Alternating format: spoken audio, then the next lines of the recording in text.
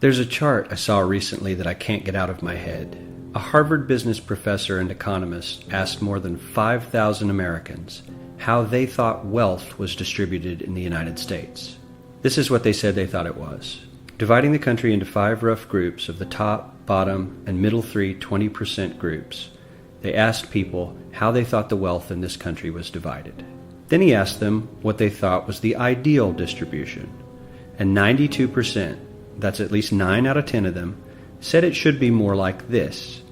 In other words, more equitable than they think it is. Now that fact is telling, admittedly, the notion that most Americans know that the system is already skewed unfairly. But what's most interesting to me is the reality compared to our perception. The ideal is as far removed from our perception of reality as the actual distribution is from what we think exists in this country. So ignore the ideal for a moment. Here's what we think it is again. And here is the actual distribution. Shockingly skewed. Not only do the bottom 20% and the next 20%, the bottom 40% of Americans barely have any of the wealth. I mean, it's hard to even see them on the chart. But the top 1% has more of the country's wealth than 9 out of 10 Americans believe the entire top 20% should have. Mind-blowing.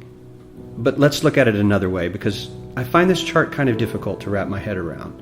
Instead, let's reduce the 311 million Americans to just a representative 100 people. Make it simple. Here they are: teachers, coaches, firefighters, construction workers, engineers, doctors, lawyers, some investment bankers, a CEO, maybe a celebrity or two. Now let's line them up according to their wealth. Poorest people on the left, wealthiest on the right, just a steady row of folks based on their net worth.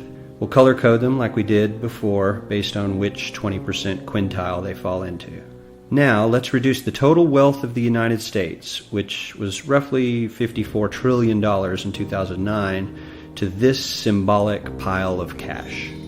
And let's distribute it among our 100 Americans. Well, here's socialism, all the wealth of the country distributed equally.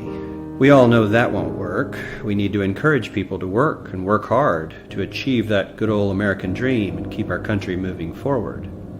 So, here's that ideal we asked everyone about. Something like this curve. This isn't too bad. We've got some incentive, as the wealthiest folks are now about 10 to 20 times better off than the poorest Americans. But hey, even the poor folks aren't actually poor, since the poverty line has stayed almost entirely off the chart. We have a super healthy middle class with a smooth transition into wealth. And yes, Republicans and Democrats alike chose this curve. 9 out of 10 people, 92%, said this was a nice, ideal distribution of America's wealth. But let's move on. This is what people think America's wealth distribution actually looks like. Not as equitable, clearly, but for me, even this still looks pretty great. Yes, the poorest 20 to 30% are starting to suffer quite a lot compared to the ideal, and the middle class is certainly struggling more than they were, while the rich and wealthy are making roughly 100 times that of the poorest Americans, and about 10 times that of the still healthy middle class. Sadly, this isn't even close to the reality. Here is the actual distribution of wealth in America. The poorest Americans don't even register. They're down to pocket change. And the middle class is barely distinguishable from the poor. In fact, even the rich between the top 10 and 20 percentile are worse off. Only the top 10% are better off. And how much better off? So much better off that the top 2 to 5% are actually off the chart at this scale. And the top 1%, this guy, well, his stack of money stretches 10 times higher than we can show. Here's his stack of cash, restacked, all by itself. This is the top 1% we've been hearing so much about.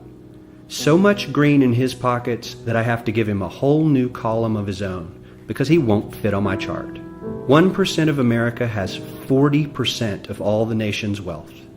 The bottom 80%, 8 out of every 10 people, or 80 out of these 100, only has 7% between them. And this has only gotten worse in the last 20 to 30 years. While the richest 1% take home almost a quarter of the national income today, in 1976 they took home only 9%, meaning their share of income has nearly tripled in the last 30 years. The top 1% own half the country's stocks, bonds, and mutual funds. The bottom 50% of Americans own only 0.5% of these investments, which means they aren't investing. They're just scraping by. I'm sure many of these wealthy people have worked very hard for their money. But do you really believe that the CEO is working 380 times harder than his average employee? Not his lowest paid employee, not the janitor, but the average earner in his company. The average worker needs to work more than a month to earn what the CEO makes in 1 hour. We certainly don't have to go all the way to socialism to find something that is fair for hardworking Americans. We don't even have to achieve what most of us consider might be ideal. All we need to do is wake up and realize that the reality in this country is not at all what we think it is.